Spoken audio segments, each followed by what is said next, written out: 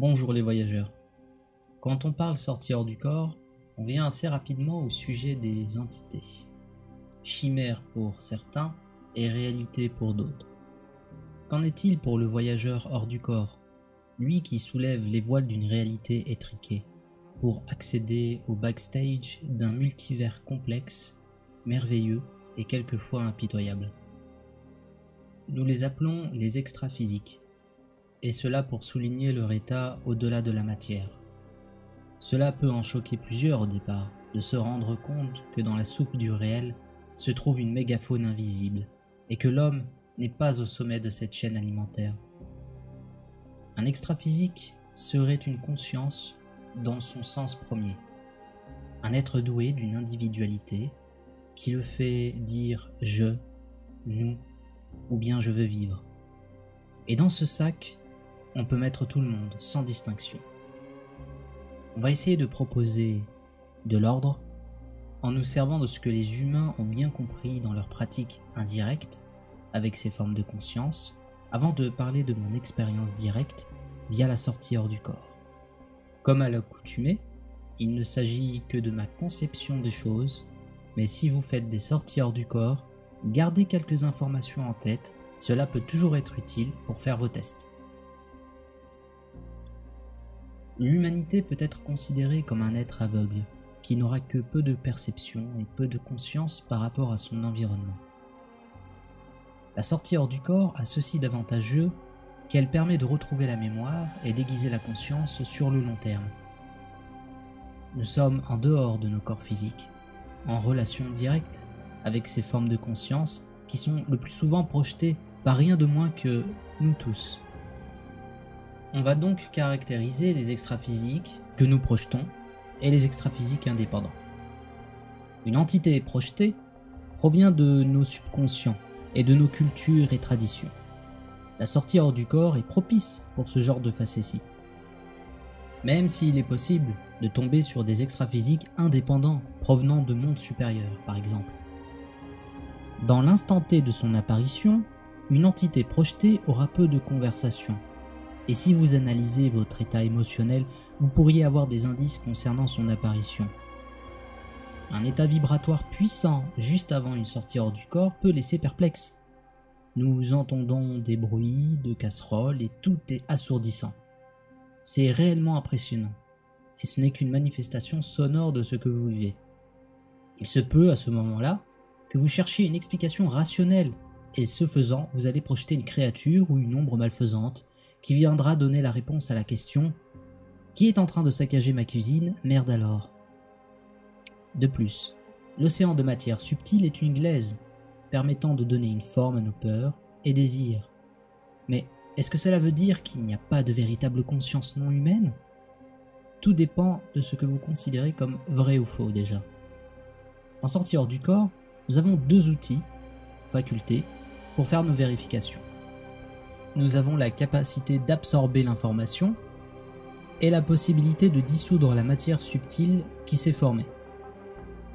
La capacité d'absorption permet d'analyser et de sonder une créature. Cela fonctionne la plupart du temps, surtout sur les créatures locales.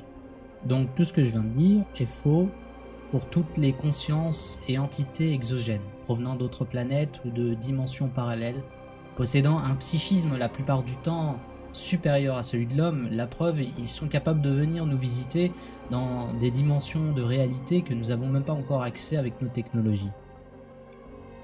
Et pour avoir essayé plusieurs fois d'entrer dans la tête d'un petit gris, je peux vous dire que ça fonctionne pas. Par contre, lui, il fait ce qu'il veut de nous. Dans tous les cas, une conscience extraphysique indépendante aura une perception aiguë de qui elle est. Elle peut rivaliser avec vous en intelligence, humour, amour, voire pour certains, venant de mondes supérieurs, les surpasser de plusieurs milliers de fois. À l'image de la réalité physique, nous nageons dans un rêve et nous produisons des formes de conscience non physique, des unités de vie psychique découlant de notre histoire individuelle et collective. À ce titre, l'humain qui s'intéresse à ce sujet aura tendance à donner comme réponse à la question des entités qu'elles ne sont que des créations humaines. L'expérience tend à nuancer le propos Il existe au sein de cet univers physique et dans les autres dimensions de la réalité une vie foisonnante. Tout grouille de vie. J'ai toujours été convaincu de cela à cause de mes expériences avec les états. Mais le vivre et le constater vous emplit d'un sentiment de merveilleux et de soulagement. Nous avons des univers à contempler, à expérimenter, un terrain de jeu infini pour nos incarnations ou désincarnations. Un extra-physique indépendant sera difficile à dissoudre, mais il se peut aussi qu'il soit une matérialisation plus solide. Mettons que je rencontre un gnome en sortie hors du corps. Je vais légitimement essayer de le dissoudre, ou me connaissant juste passer mon chemin. Il se peut que je n'arrive pas à le dissoudre, et il pourrait s'en vexer d'ailleurs. Deux hypothèses s'offrent donc à moi. C'est une forme de vie existant sur un plan différent qui ne dépend pas de nous, et les humains en ont eu conscience et ont créé leur folklore à partir de ça. Ou alors c'est une projection collective, basée sur des superstitions, et qui avec le temps s'est complexifiée au point d'avoir une conscience plus ou moins développée. Je m'excuse d'avance si je froisse le peuple gnome.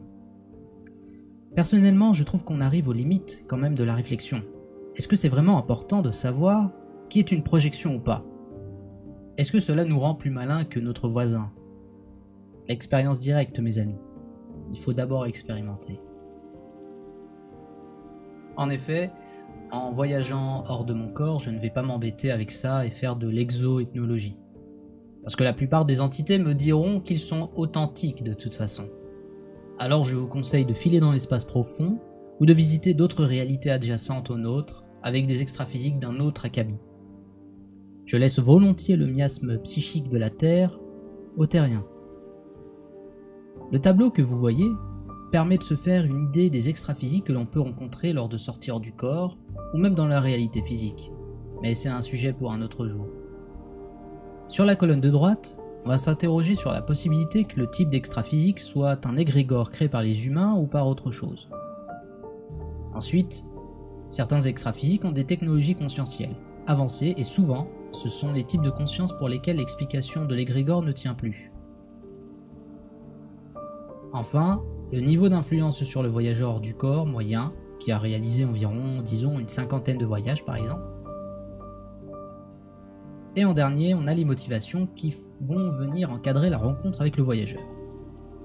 Disclaimer, on pourrait ranger tout ce beau monde dans la catégorie égrégore, mais je n'aime pas les explications faciles qui viennent de personnes n'expérimentant pas le voyage hors du corps. De façon régulière en tout cas. Je le dis, je le répète, la création n'a pas pour vocation de miraculeusement se simplifier à notre demande. Les choses sont complexes, et c'est ça la réalité. En tout cas, il y a tout d'abord les locaux, ils sont natifs de la Terre et semblent à première vue être une émanation de notre psyché à tous. Folklore, superstition, religion. Ce sont ces créatures de la nuit qui peuplent notre psyché, quelquefois ils nous hantent, nous parasitent ou se jouent de nous. Et d'autres fois, elles fascinent, émerveillent et nous entraînent vers un nouveau voyage. On pourrait même faire entrer les extraterrestres, issus après tout d'un folklore moderne, mais ça serait ignorer des données en plus et des expériences dans la réalité physique. Mais il se peut très bien que certaines ethnies extraterrestres soient complètement des égrégores, pourquoi pas? Donc nous avons les coques. Comme le nom l'indique, ce sont des enveloppes, ou plutôt une forme constituée de substances éthériques imprimées dans l'environnement suite à un décès par exemple. La coque, entre guillemets astrale, est vide le plus souvent. Vous allez le voir planté là, à regarder devant vous, littéralement comme l'apparition d'un fantôme.